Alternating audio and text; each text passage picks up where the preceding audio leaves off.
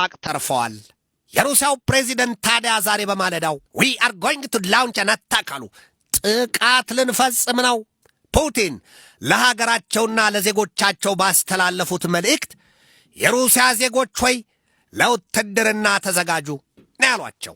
ፑቲን ለዜጎቻቸው ይህንን ያሏቸው መለስ ብለው የሀገራቸው ጦር ኃይል በዶኔስክ፣ በሉሃንስክ፣ በኬርሶንና በዛፖሪዚያ የገባበትን ቀን እሰየው እንኳን አደረግን እንኳን አበጀን ሲሉ የድል ብስራት ሲሉ አሞካሽተው እንኳን ደስ ያላችሁ ብለዋቸዋል ህዝባቸውን። ፑቲን ከ3 ዓመታት በፊት በእነዚያ 4 ግዛቶች የተደረገውን ህዝበ ውሳኔ ወይም እነርሱ ሬፈረንደም ይሉታል አወድሰው ውሳኔውን ታሪካዊም ብለውታል። ሩሲያውያን ከእናት ምድራቸው ጋር የሆኑ ዘንድ በጠላት የተወሰዱ መሬቶቻቸውና ዜጎቻቸውን ያስመልሱ ዘንድ ለማድረግ አሁንም በጽናት ቁሙ ነው ያሏቸው። ፑቲን አከሉናም ይህንን አሉ። ቱዴይ ዲፌንዲንግ ዳት